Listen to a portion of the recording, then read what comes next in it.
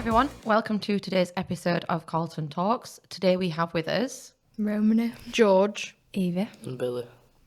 And let's make a start. Let's have a look in our golden envelope that we've got today. So the question is, do you think social media has a detrimental effect on young people's mental health? Oh, that's a good question. Right, let's start with this. I think it does. I don't personally have social media, but I've got loads of family members that are constantly getting social media and then deleting it instantly because they're realising that they're spending 4 or 5 hours a day on it, seeing things that they know they can't be and they know isn't real, but it's still affecting them negatively mentally. So I think it does, and especially with young people, they're more naive, so it's going to have even bigger of an impact as they might not realise it's unachievable. George, is it a particular thing that they're seeing on social media that's making them think, right, I want to turn it off now? I don't really know, but I noticed they're always downloading it and deleting it. Is it a particular platform? It's quite often like Facebook or Instagram or something. So it's a platform where people are very much in your lives and you're connecting to a lot of people then. What do you think it is that they might be seeing where it's making them think, actually, this is not having a very positive effect on my mental health? If seeing people do things that they're not doing, they feel like they're missing out, or like they're not doing good enough, or they're not looking good enough, or they're not being with the family enough or something. So it's the idea of comparison then? Yeah. So for the rest of you around this table, that idea of comparison when we're going on social media, is that something that's affecting us? Yeah, I think it is, but I also think there's benefits to it because, like, the average job 30 years ago was nothing to do with social media, and now you have influencers, you have Instagram models, you can sell things on TikTok, and I think there is that side of it where it's the comparison, but there is some really relatable people who I follow because you can relate to them. You talked about jobs there and social media, and obviously it's had an impact on that. Do you think that actually it's made some people be a little bit more aspirational about the things that they might purchase, or might even make them think about a different type of job they might have then? Yeah, because not even just like posting things on it, there's loads of different things involved with it. And most people that are on TikTok, like with the hashtags and stuff, it's relatable. Oh, I do this, oh, I do that.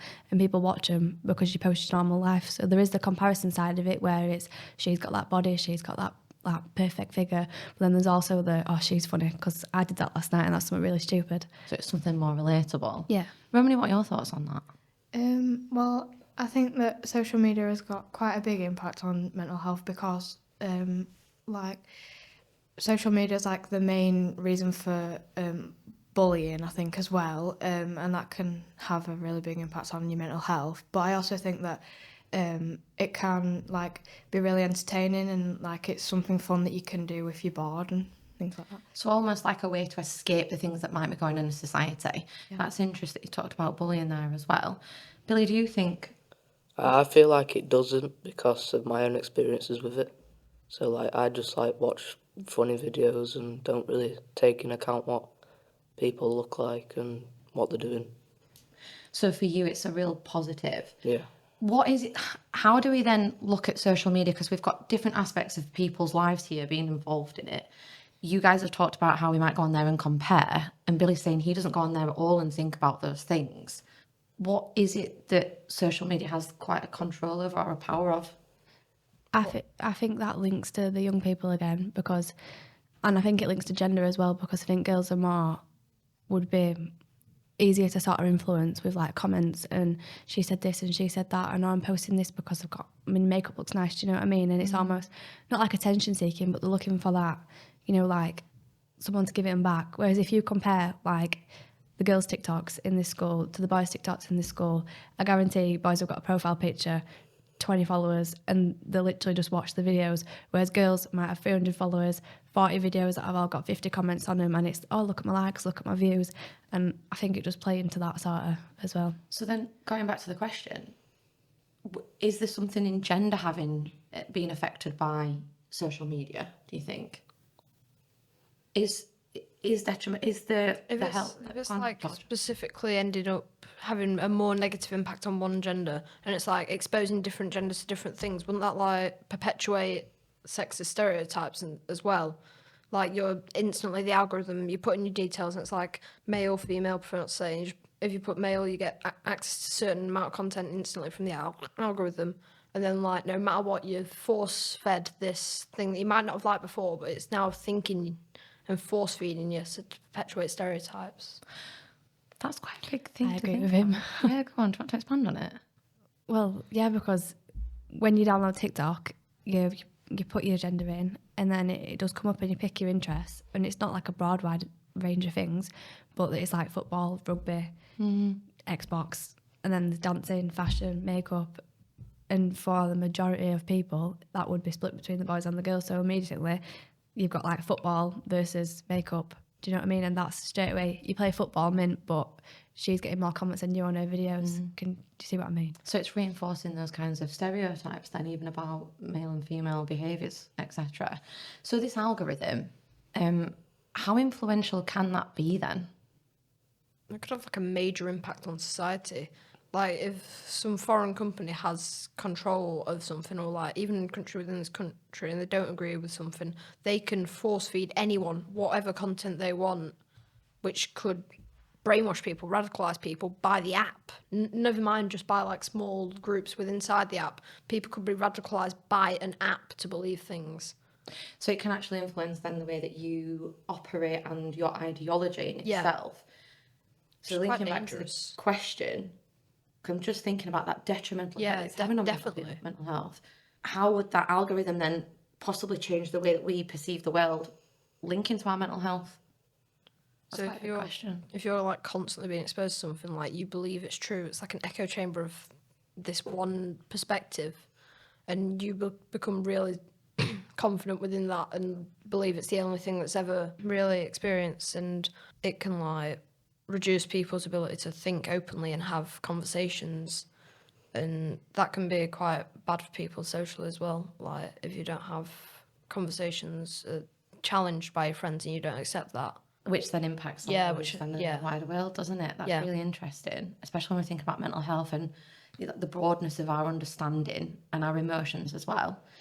So, in terms of that, and we're thinking that if an algorithm, if social media can have this impact on somebody's mental health, I kind of want us to think about the law in it. Because we're kind of at a weird point in our country, aren't we, where we want people to be able to use social media safely, but how do we operate with the law around that? So currently at the minute, on the profiles that you have or the apps that you have, what is the law in that? What is the law on Snapchat, for instance, for users? Billy, do you know what the law is for? It's like age restrictions for Snapchat. It's like 13. 13 years old? Yeah. But there's nothing enforcing that, is there? Yeah, there's nothing So like there's saying who nothing can. to stop someone who's 2 putting in, scrolling down, putting in 1957 and getting on Snapchat. Yeah. So how do we monitor that then? Whose responsibility is it to monitor it? Parents? Okay, interesting.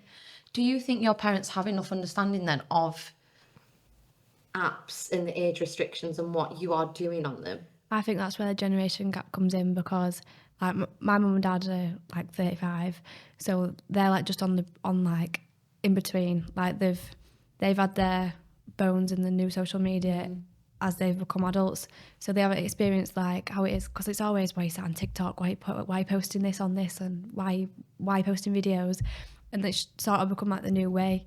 Like they didn't have phones that can sit in the bedrooms on until they got older, so they'd already like made their own identities and they'd already made their own interests without being influenced by those people on TikTok. They'd already like been more secure as a person, and not this is where like the detrimental side of it comes in, because everybody's so like out there on social media now. One person's ideas could influence you, and as you're building your identity, like as like a 14-year-old, you're very easily like impressionable by other people's views. But how can you legally restrict that? There's like no way to legally enforce something that limits access to social media. There's no way to tell behind the screen. Like they have to give permission to access the camera, and then even then it's a bit, you can't really monitor someone's camera to check whether they're the right age to be using that app or something. So you can't really enforce it. On TikTok you can get banned if they think you're too young, so a lot of people that are like too young to be on it will put in their bios 18, TikTok don't ban me, or they'll put like 41 and put the reverse emoji, so people our age understand what it means, but TikTok doesn't. Do you know what I mean? So they do put laws in place, but kids will find a way around it. Right. So I guess in some respects this is stemming down to education then. If we've got a law and it's out there and we can't always enforce it, I suppose then you've got to operate in the other way, in that you've got to be able to teach young people about it, haven't you? Because if we're saying there's people going on there saying I'm 41, but then I did not know that, by the way. So then they put a reverse emoji on. Is that then, that becomes a common language between young people, doesn't it? Like, I'm not really 41, I'm young. What can we do as educators, as parents, as adults caring about you? What do you think, Billy, we should do? I feel like we should put like more security on apps. Okay. So like you need to make a code for like parental codes. So in practice, you would go on there, you would say, I'm actually 13 and my parent is going to put a code in that would then allow you to access it. But then again, kids will just put their own code in.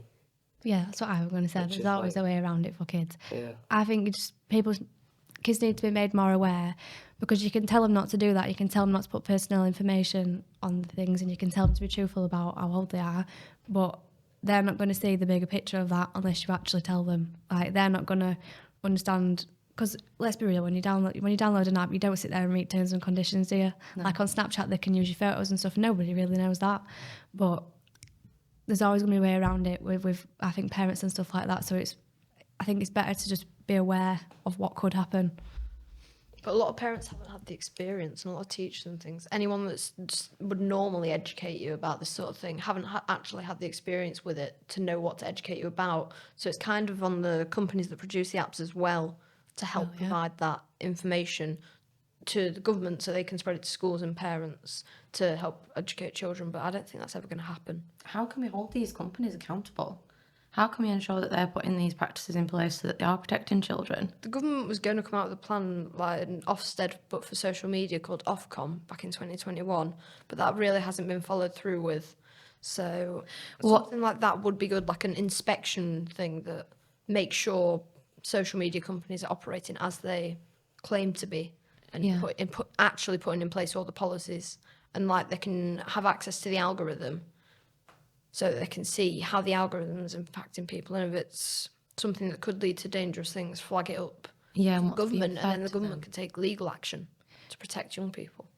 That's interesting. It's difficult, isn't it? Because the internet is such a big space. But then, like, you still got to allow free speech and stuff.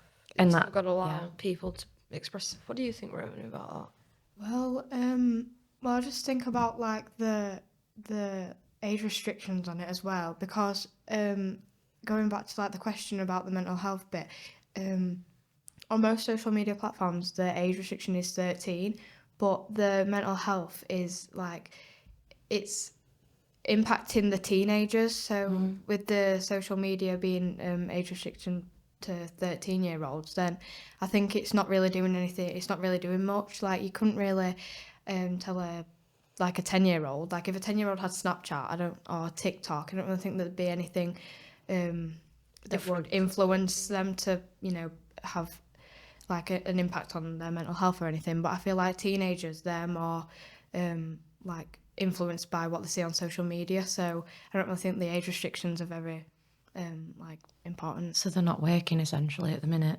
if we're really getting So down instead to it. of age restricting it, they need to like look at the algorithm and like hold social media companies responsible for not trying to profit off young people, instead trying to develop them and do what the apps were originally created for, and that was to express people to express themselves and grow and communicate, instead of scroll for hours and lose their mind and become sad. I wonder if, to some extent, they said, look, you can have this from being 10, so that it made it more likely that people wrote in their date of birth, so that they actually wanted to write in their exact date of birth, and then force their algorithm to think or send things that would be more appropriate for young people. I had an app on my phone, and I can't even remember what it was, but you had to put in it were like 10 to 12, 12 to 16, 16 plus, and it would show the things that were appropriate for that age range. Do you know what I mean?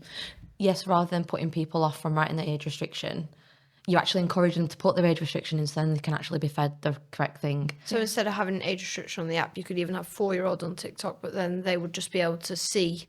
You would probably get things that would be more appropriate for a 4-year-old. Yeah, you'd get like massive Cocomelon on TikTok or something. Yeah, you just have a Instead of- feed of yeah. that. Yeah, I like that as an idea. That's a really good idea. So in terms of us as a school, what can we do to ensure that you're getting the support that you need if there is somebody that's having, really negative mental health or experiencing really negative mental health because of social media? What would we encourage people to do? In like this school, there's nothing we can do about what the government's putting in place. The best thing you can do is just know what could happen and know like the effects, because you might be sitting at home scrolling on TikTok for 6 hours not thinking it's having any effect on you whatsoever, but then when a teacher tells you and you relate to the situation and think, yeah, that's me, then you think about it more, because if you don't know, then you're never gonna think to change. Do you know what I mean? Yeah.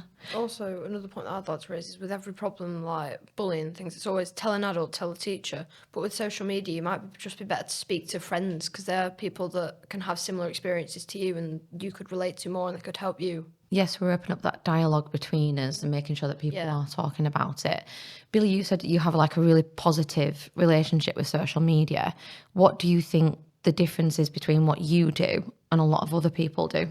So, like, the difference between what I do and other people, it's like, when I go on social media, it's like, I just do what I feel like I want to do, Okay. instead of doing, like, what everybody else does.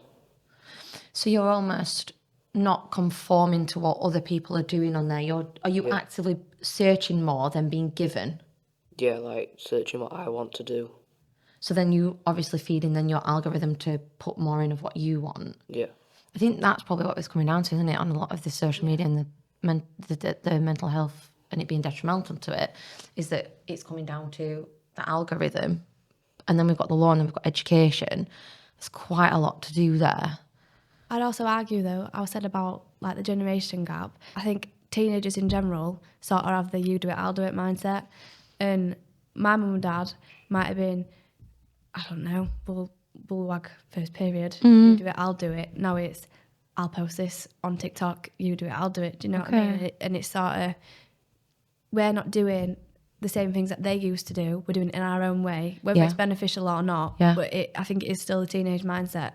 And social media just happens to be a big influence on it. Do you know what else I think though? I reckon in 20 years the next generation will have such a better experience with social media, because they will have parents that have experienced social media. And sure, it'll develop, but there'll be less of a gap, because a lot of parents just haven't experienced it and never will experience it in the same way, or access the same content that a young person now would. Whereas in 20 years, maybe it'll get better and people will be able to feel comfortable talking to the parents because they'll know. That's a really interesting insight, that. Because I used to use like a messenger service when I was your age, but you had to sit on a computer in the living room to do that. So my mum was monitoring it all the time. Whereas now you've got that in your hand, haven't you? So you know when you become a parent, if you do choose to do that, that you know what's out there and some of the dark sides of the internet as well. That's a really interesting way to look at it. And I think a really positive one as well. Overall, when it comes to mental health, it's all about awareness. You're not really going to know what's going to happen inside your own head unless you are aware of what could happen. You got to think about it. Like, you got to think about your own thoughts, which sounds confusing, but you kind of do, to be able to understand your own mental health. So really, we're finishing this podcast, this episode, thinking about taking responsibility ourselves and being educated in it. Hopefully, we've got our fingers crossed that the government are able to do something with regards to the law. You've talked about possibly influencing your algorithm to feed you what you like rather than be influenced by others. And we've got the hope then of that generation gap closing, which I think is really a nice way to finish our episode, thinking about the positive in the future. Thank you, guys.